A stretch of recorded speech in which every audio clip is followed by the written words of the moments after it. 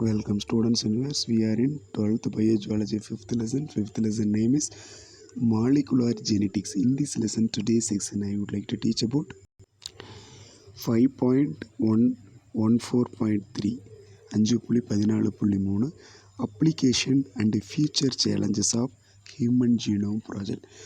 மனித மரபணு திட்டத்தின் அப்ளிகேஷன் பயன்பாடுகள் மற்றும் ஃபியூச்சர் சேலஞ்சஸ் எதிர்கால சவால்கள், எதிர்காலத்தில் என்னென்ன பிரச்சனைகள் சவால்களை ஹியூமன் ஜீனோம் ப்ராஜெக்ட் சந்திக்க போகுது அப்படிங்கிறது தான் இதனுடைய concept. So the mapping of human genome project is possible to examine person DNA.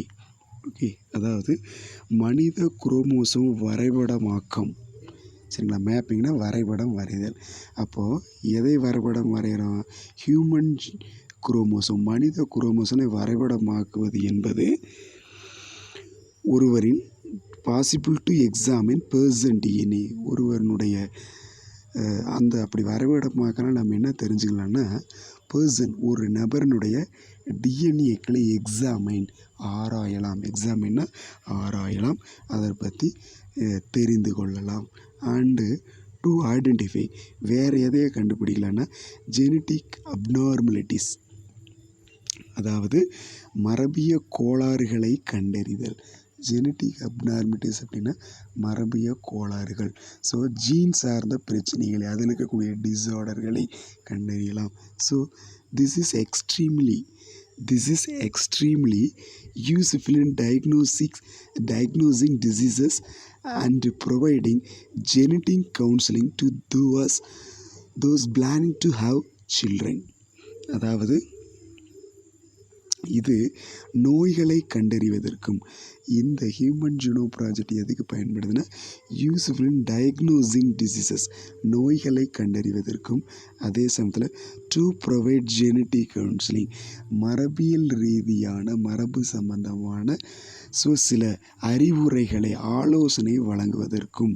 யாருக்குன்னா council to plan those to have children. சரிங்களா? ஸோ குழந்தைகளை பெற்றுக்கொள்ள திட்டமிட்டிருப்பாங்க. இத்தனை குழந்தை நம்மளுக்கு வேணும், 2 சைல்டு, 3 சைல்டு, 2 சைல்டு, 1 சைல்டு, குழந்தைகள் பெற்றுக்கொள்ள திட்டது. சரிங்களா?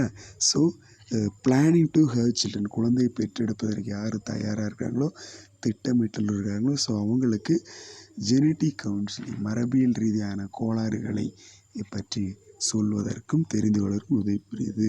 So this kind of information would also create possibilities for new gene therapies.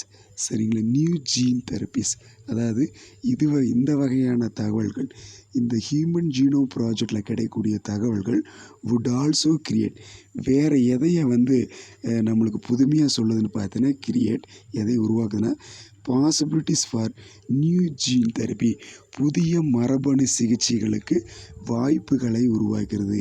கிரியேட்னா உருவாக்குதல், எதைய? நியூ ஜீன் தெரப்பி, புதிய மரபணு சிகிச்சைகளுக்கான வாய்ப்பை உருவாக்குகிறது ஹியூமன் ஜீனோம் ப்ராஜெக்ட்.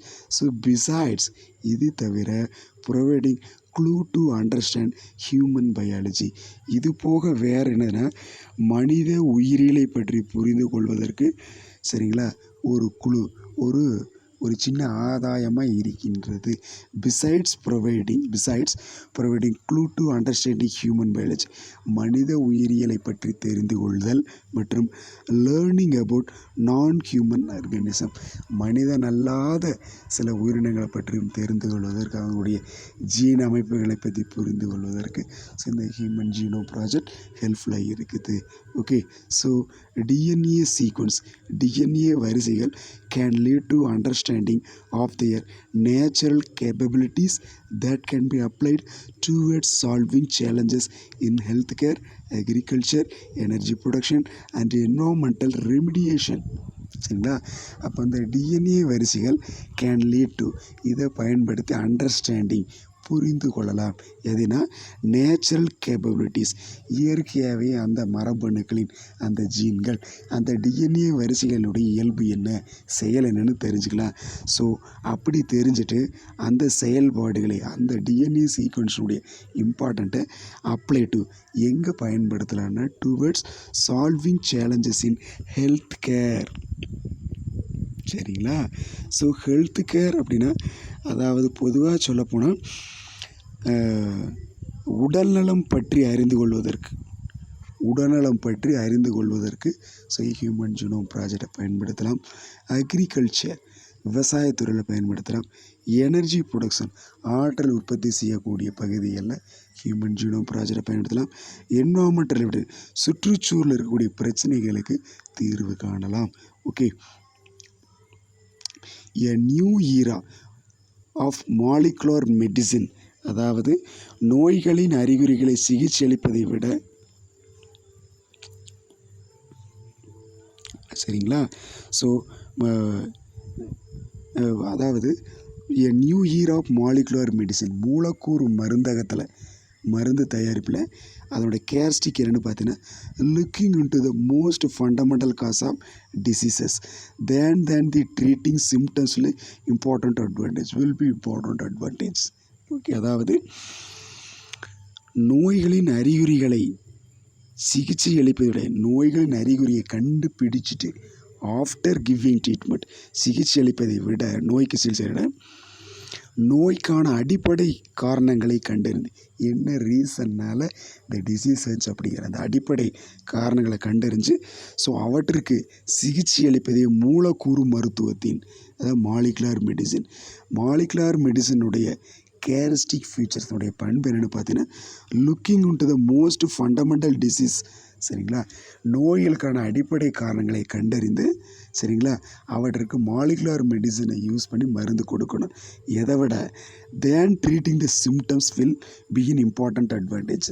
ஒரு மனிதனில் நோய் வந்ததுக்கு பின்னாடி அதனோட அறிகுறிகளை கண்டுபிடித்து அதற்கு பின்னாடி நம்ம ட்ரீட்மெண்ட் கொடுக்கறத விட ஸோ அதோட அடிப்படை காரணங்களை கண்டுபிடிச்சிட்டு ப்ரீவியஸாகவே ட்ரீட்மெண்ட் கொடுக்கறது நம்ம பெஸ்ட்டு சாய்ஸுங்கிறாங்க.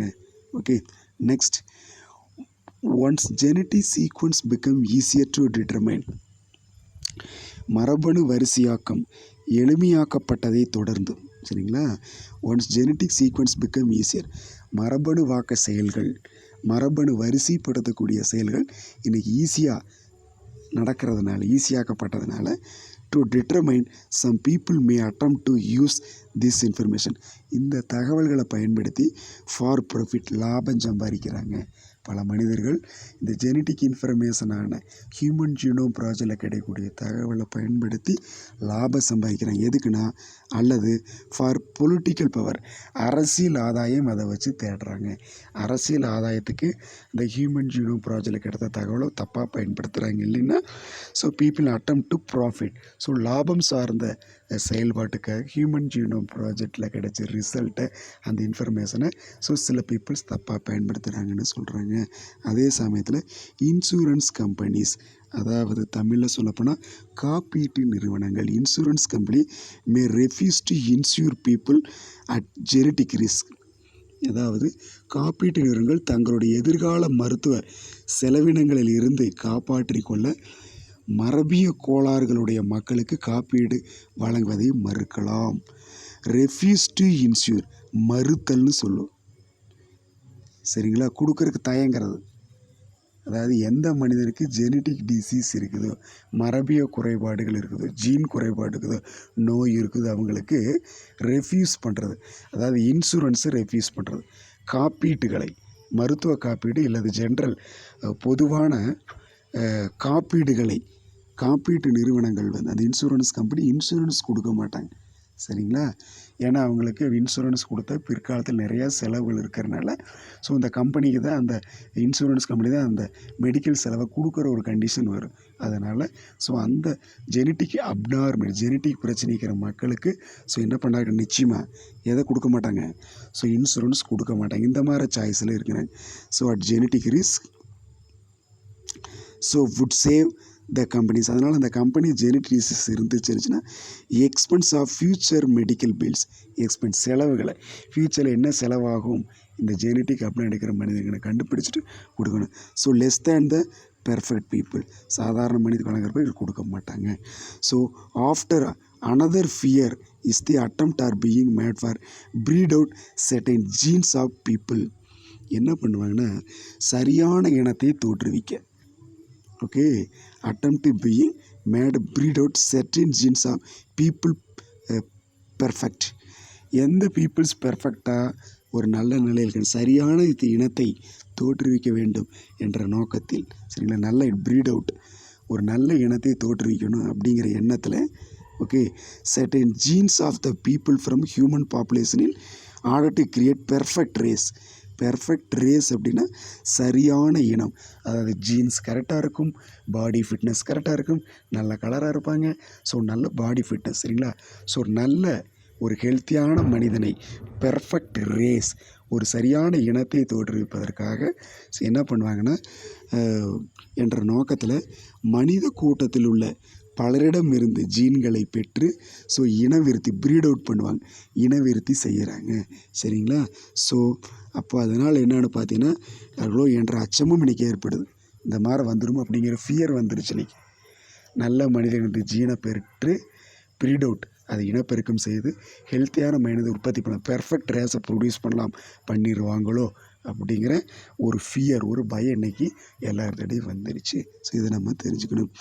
நெக்ஸ்ட் ஃபார்மகோஜெனிக்ஸ், சரிங்களா. ஃபார்மகோஜெனிக்ஸ் அப்படின்னா மருந்திய மரபணுவியல்னு சொல்லுவோம். மருந்திய, ஃபார்மகோனா மருந்து, ஜெனிக்ஸ் ஜினாமிக்ஸ், சரிங்களா. ஃபார்மகோஜினாமிக்ஸ் அப்படின்னா மருந்திய மரபணுவியல், சரிங்களா. மருந்துகளுக்கும் மரபணுக்களுக்கு, ஜீன்களுக்கு இடையில் கூடிய தொடர்புகளை பற்றி படிக்கிற அறிவியல். So is the study of how genes affect the person in response to drug. அதாவது ஒரு நபரின் மருந்துகளுக்கான துலங்கள், அதாவது எதிர்வினைகள் எவ்வாறு மரபணுக்களை பாதிக்கிறது, சரிங்களா. ஒரு ஹியூமன் பாடியில் ஒரு மருந்து, ஒரு ட்ரக் உள்ளே போட்டோம்னா அதற்கு எதிராக அவங்க உடம்புல ரெஸ்பான்ஸ், துலங்கல்கள், எதிர்வினைகள் உற்பத்தி ஆகும். ஸோ அந்த எதிர்வினைகள், அந்த ரெஸ்பான்ஸு அவங்க உடம்புல இந்த ஜீன்களை எவ்வாறு பாதிக்கிறது, okay, affect the person response to drug.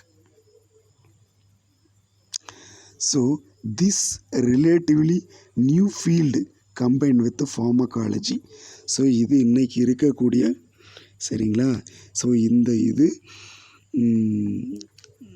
இந்த மருந்தியல் பற்றிய அறிவியல், மரபணுவியல் ஆகியவற்றின் செயல்கள் இணைந்து உருவான ஒரு புதிய துறை. இதில் ஃபார்மகாலஜியும் ஜினாமிக்ஸ் ரெண்டு கலந்தது, சயின்ஸ் ஆஃப் ட்ரக், சரிங்களா. இது மருந்துகளை பற்றி படிக்கக்கூடிய அறிவியல், மருந்தை பற்றிய அறிவியலை ஃபார்மகாலஜின்னு சொல்லுவோம். அதே மாதிரி ஜீன்களை பற்றி படிக்கிறது என்ன சொல்லுவோம், ஜீன்கள், அதனுடைய வேலைகள், பணிகளை பற்றி படிக்கிறது ஜீனாமிக்ஸ். இந்த ரெண்டு கலந்த கலவை தான் என்னது, ஸோ இந்த ஃபார்மகோஜினாமிக்ஸ் அப்படிங்கிறது. ஸோ இதை பயன்படுத்தி, இந்த ரெண்டையும் ஃபார்மகாலஜி, ஜினாமிக்ஸ் ரெண்டையும் பயன்படுத்தி to develop effective safe medication, இதை பயன்படுத்தி என்ன பண்ணுறாங்க, ஸோ சரியான அளவில் நன்கு செயல்படக்கூடிய பாதுகாப்பான முறையில் இந்த துறை உதவுகிறது. Okay, safe medication doses that will be tailored to a person genetic makeup, சரிங்களா. ஒரு நபரின் மரபணு உருவாக்கத்திற்கு, ஜெனட்டிக் மேக்கப்னா மரபணு உருவாக்கத்திற்கு ஏற்ப, அதற்கேற்றவாறு, சரிங்களா, சரியான அளவில் நன்கு செயல்படக்கூடிய எஃபெக்டிவ் மெடிசனை, நன்கு செயல்படக்கூடிய மருந்துகளை அந்த சரியான அளவில், ஸோ அந்த tailor to person, genetic makeup உருவாக்கக்கூடிய மனிதருக்கு வழங்குவதற்கு இது உதவுகிறது. So that's all about future challenges and uses of Human Genome Project. Thank you. Keep watching.